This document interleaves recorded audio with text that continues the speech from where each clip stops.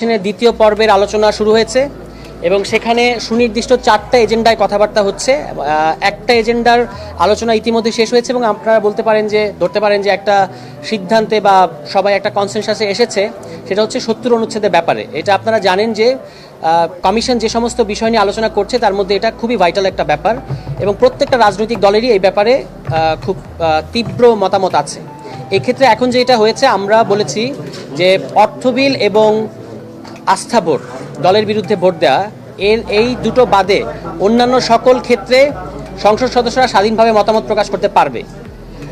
এটা আমরা বলেছি আমাদের জায়গা থেকে। আরও কথা এসেছে যে সংবিধান সংশোধনী এবং রাষ্ট্রপতি নির্বাচনের ক্ষেত্রে 70 অনুচ্ছেদ প্রযোজ্য হবে কিনা। আমরা বলেছি যে এটা সংবিধান সংশোধনীর প্রযোজ্য হওয়া উচিত হবে না। তার কারণ হলো, এই সংবিধান সংশোধনী এবং যখন 70 অনুচ্ছেদ একসাথে কাজ করে তখন আসলে এমন সব সংশোধনী দলগুলো আনে যার মধ্য দিয়ে বাংলাদেশ রাষ্ট্রে ইতিপূর্বে অনেকগুলো সংকট তৈরি হয়েছে। এই কারণে সংবিধান সংশোধনীর ক্ষেত্রে দলের পক্ষে থাকাটা বাধ্যতামূলক কিনা, হবে কিনা একটা সংসদ সদস্যের জন্য, এটা আরও আলোচনা দাবি রাখে।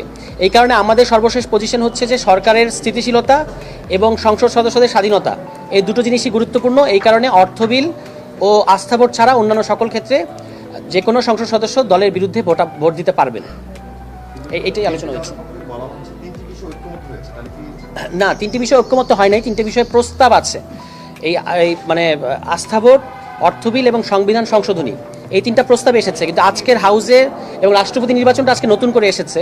তো রাষ্ট্রপতি নির্বাচনটা যদি আমরা বাদও রাখি, 3টা মূল বিষয়, তার মধ্যে সংবিধান সংশোধনীর ব্যাপারটা আলোচনায় এসছে। কিন্তু বেশিরভাগ দল এখানে আসলে এই ব্যাপারে বলেছেন যে সংবিধান সংশোধনীর ক্ষেত্রে সদস্যদের স্বাধীনভাবে মতামত প্রকাশ করতে দেওয়া উচিত।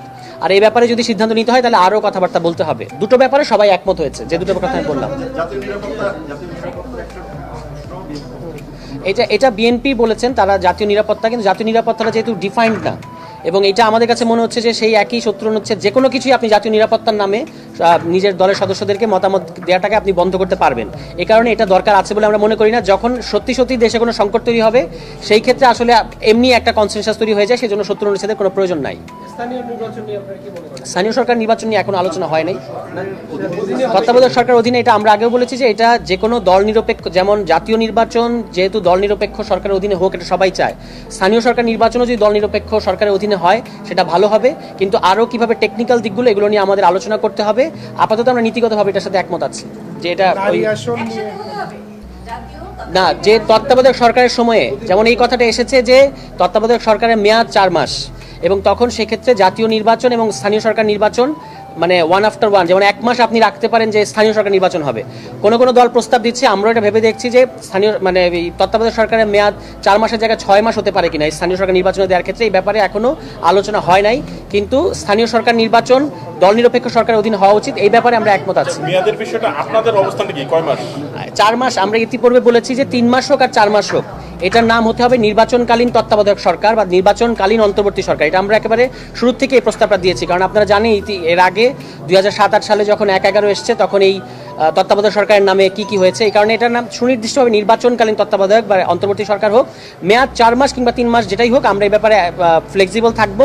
তবে যদি স্থানীয় সরকার অন্তর্ভুক্ত হয় সেক্ষেত্রে 4 মাস প্রয়োজন হতে পারে।